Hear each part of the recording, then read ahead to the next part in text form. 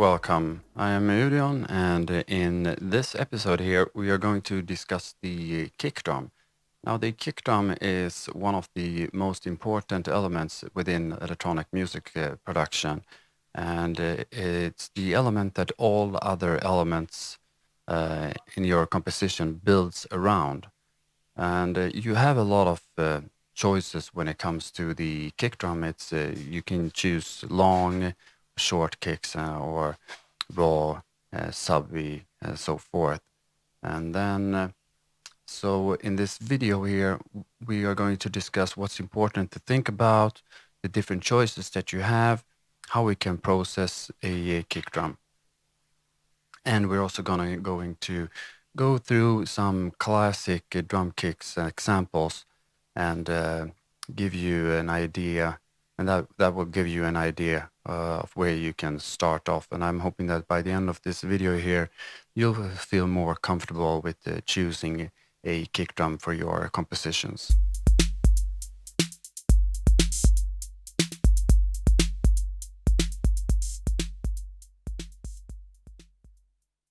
All right. So the kick drum, as I stated in the introduction here, you do have a wide variety of different sounds that you can choose from, and they can be short, long, subby, and so forth. And these sounds can come from drum machines, they can be from synthesizers, and they can be recorded live drum hits and samples and so forth, right? And a, what defines a good bass drum or kick drum is a context in which it lives in. So in the lower frequencies of a kick drum, it must work together with the bass line. And in the higher frequencies of a kick drum is what defines its tonal aesthetics.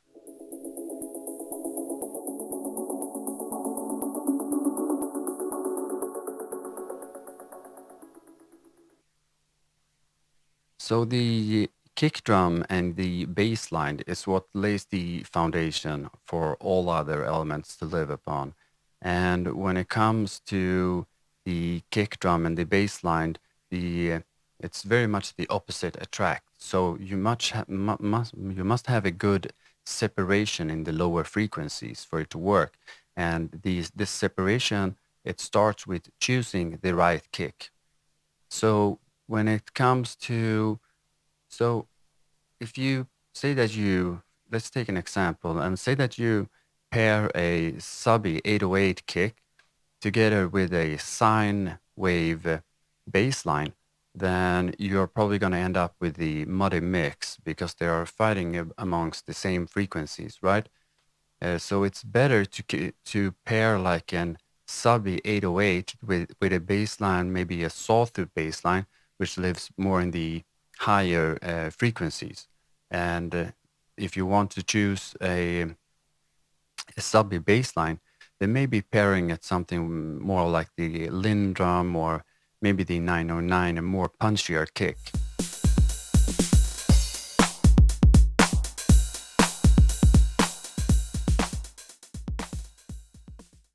So processing a kick drum, we have two parts to this. It's compression, we can use compression, and we also use EQ.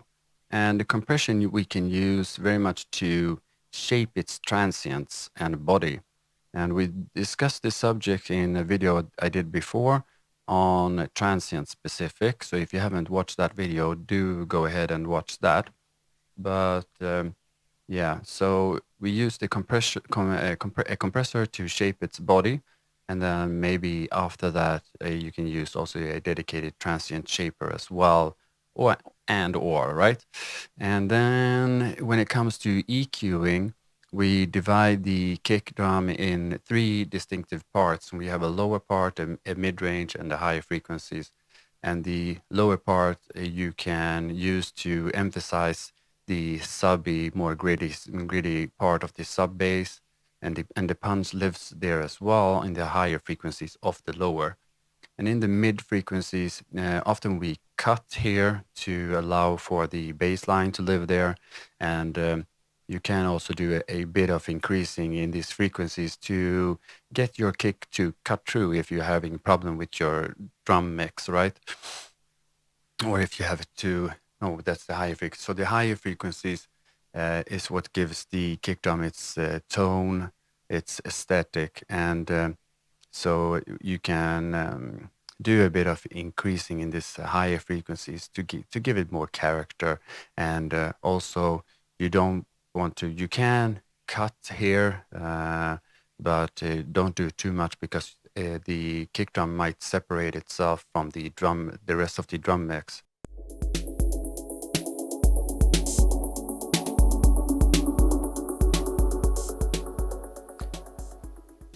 Okay, so um, let's talk a little bit about the classic sounds that have been used throughout history and today when it comes to a kick drum. We have basically more or less, you can think of it as three different types, and these types may or not be layered to achieve like a unique sound.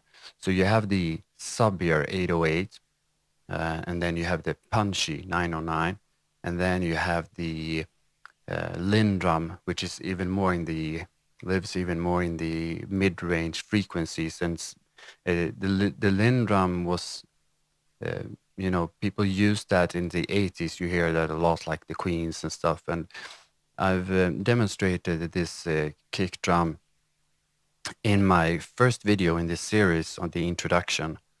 And you find them on a lot of classic hits, like from Queen and stuff like that. So yeah, but I thought that we might have a look. I have some notes here, but when it comes to techno, let's go through some genres and just make an example and try to really emphasize the choices that you have here when it comes to the kick drums. And of course, you can choose other sounds, but these are if you're starting up, I recommend that you actually use these like the 808, the 909, and the Lindrum as the starting point and get the feel for these kicks and what they can offer you. And then you can layer those as a step two.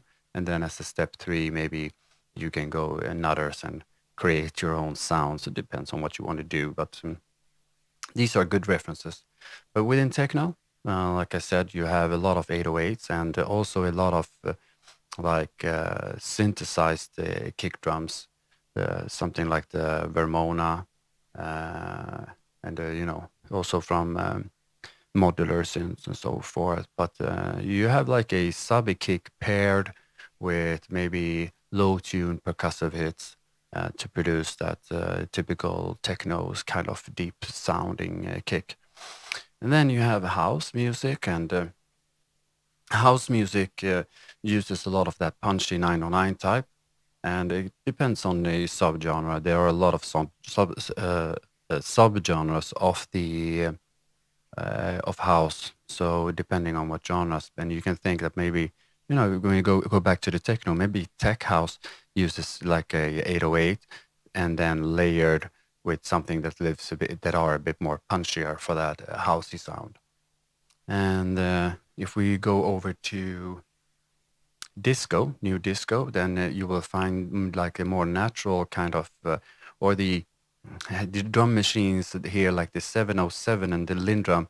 These drum machines try to mimic like a real drum, like a real drummer, and they're meant to be a substitute for a real drummer if you have a drummer-less band, right? So, and then maybe if you have some heavier disco, they might have used like a layered 909 together with the Lindrum, for example, to give a bit more punch, right? And if we have a look at some electro, and electro, you find a lot of 808s layered with maybe a Lindrum, or layered with like drum recordings that you ripped from vinyl sources. And then when it comes to prog and trance, you find a lot of punchy 909s, and drum and bass. You're also going to find these punchier kicks to give the bass line, have a dominant bass line in drum and bass, right? So you want to pair it with something that's not as subby as an 808, perhaps. So, and then, like chill out, and maybe you use an 808, because the 808 is quite low, subby, with just a low kind of clicky sound to it. And maybe, avoiding the punchier kicks, right? Like the 909 and so forth. So, to conclude here, you use like the 808 is a more deep bass sounding kind of kick. The 909 is the punch, and then you got the Lindrum and the 707s that are more like a natural kick drum.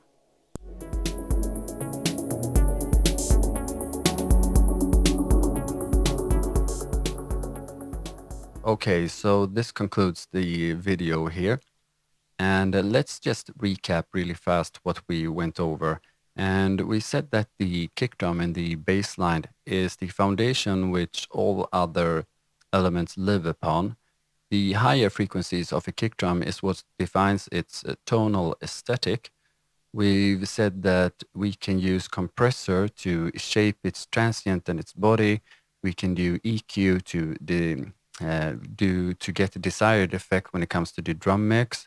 And we discussed some of the classical drum kicks that has been used throughout history and are being used today, and that's the 808 for the subby kind of sound, the 909 for a more punchier sound, and the Lindrum for a more natural kind of kick drum. If you like this sort of content, then please do subscribe. It helps me out a lot. And don't forget to hit that bell button. If you enjoy this video here, then please do leave a like so that others might find this video as well. And also it helps me out, obviously. I'm truly grateful. And do leave a comment if you have any suggestions for me, or if you just want to say hi.